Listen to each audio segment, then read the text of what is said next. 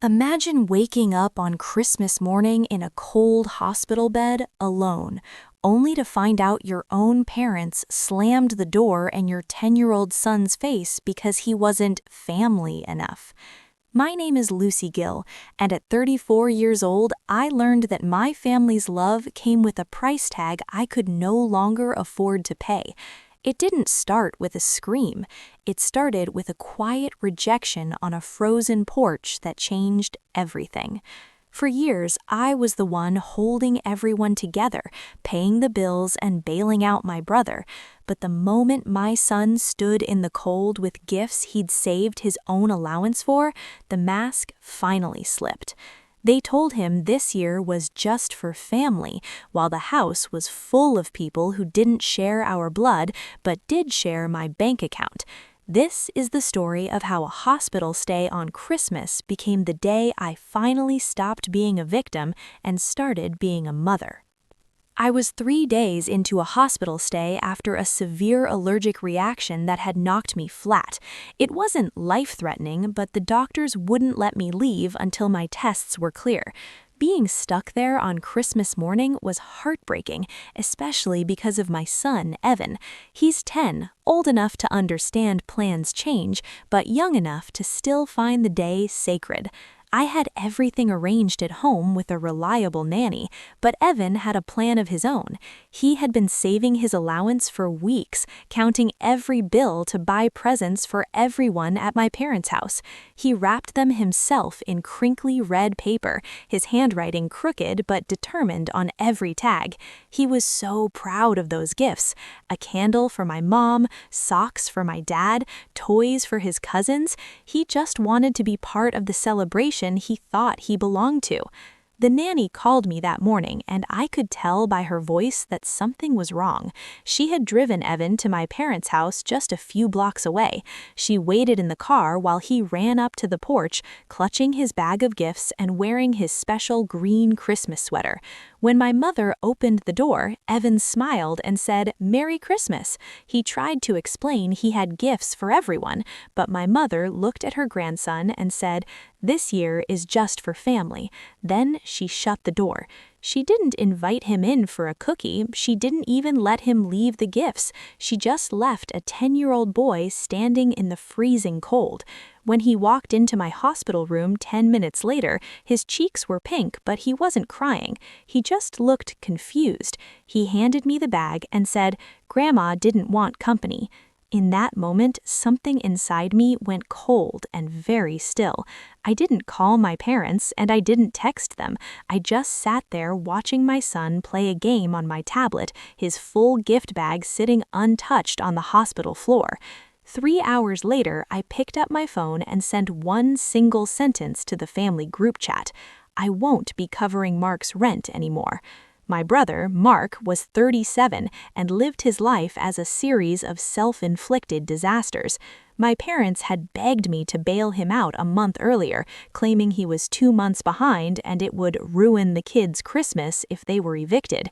I had paid his back rent and set up automatic monthly payments. I was spending more on Mark's problems than on myself. But if my son wasn't family enough to enter their home, then I wasn't family enough to pay their bills. The call started within 3 minutes. First my mom, then my dad, then Mark. I didn't answer any of them. I pressed the nurse call button and demanded to be discharged early. I didn't care about the tests anymore. I needed to get my son out of that atmosphere. I signed the forms, got dressed, and walked out. The nanny was waiting in the hallway, looking nervous, but I just thanked her and took the keys. We didn't go home right away. I pulled up across the street from my parents' house. The driveway was packed. My brother's SUV was there, my dad's truck, and even my sister-in-law's parents' car. Just family, my mother had said. Apparently, the in-laws were family, but my son was a stranger. I told Evan to stay in the car for a minute, but he followed me anyway, still holding that red bag of gifts. I knocked once, and my mother opened the door with a smile that vanished the second she saw me. "What are you doing here?" she asked, not even glancing at Evan. I stepped past her into the living room, which was a disaster zone of torn wrapping paper and half-eaten cookies. My dad came in from the kitchen looking more irritated than surprised. "Why did you tell my son to go home this morning?" I asked. My mother's face hardened. She claimed they didn't know he was coming and that they were keeping things small. I pointed toward the hallway where I could hear Mark's kids screaming and playing. "Small?" I asked. "Are Mark's in-laws family?" My dad sighed, telling me I shouldn't have let Evan just show up because it put them in an awkward position. An awkward position? He's 10 years old and he brought gifts. The conversation turned ugly fast. My mother crossed her arms and told me I was being dramatic and twisting things. She said they didn't want to hurt Evan's feelings, but they were stressed. And then she had the nerve to ask if I was really going to stop paying Mark's rent. The shift was so sudden it almost made me laugh. That was all they cared about, not the boy standing by the door with his shoulders hunched, trying to disappear. Mark walked in then, looking furious. He didn't ask how I was feeling or why I was out of the hospital early. He just demanded to know how I could stop the payments on Christmas. "You promised to help," he shouted. I looked at him and said, "Your kids are running around this house, but my son stood on the porch in the cold. We're done." My mother tried to use her favorite weapon. "Family supports each other. We've always helped you." I looked at her and asked if slamming a door in a child's face was her version of help. She scoffed and told me I was turning myself into the victim again. My dad told me I was punishing the wrong people. I didn't argue anymore. I knelt in front of Evan and asked if he was ready to go. He just nodded. We walked out of that house, and as we got into the car, I asked him if he still wanted to deliver the presents. He shook his head and said, "I just want to go home." Then he asked the question that broke my heart. "Are they still our family?" I swallowed hard and told him, "We're still a family, just us, and that is enough." At home, we had pancakes for dinner, chocolate chip ones shaped like snowmen. We watched a movie we'd seen 100 times. Evan leaned against me, finally relaxing. I didn't check my phone until he fell asleep. The messages were a roller coaster of frantic demands, guilt trips, and outright anger. "He's your brother. Think about everything we've done for you." I put the phone face down and turned off the light. The next morning, my dad left a voicemail. He sounded calm, that reasonable tone he used when he wanted to control me. He said they were disappointed and that I was using Evan as a weapon. And then he said the line they always used, "We helped you when you needed it, don't forget." He was talking about a transmission they paid for 4 years ago when I was broke and struggling.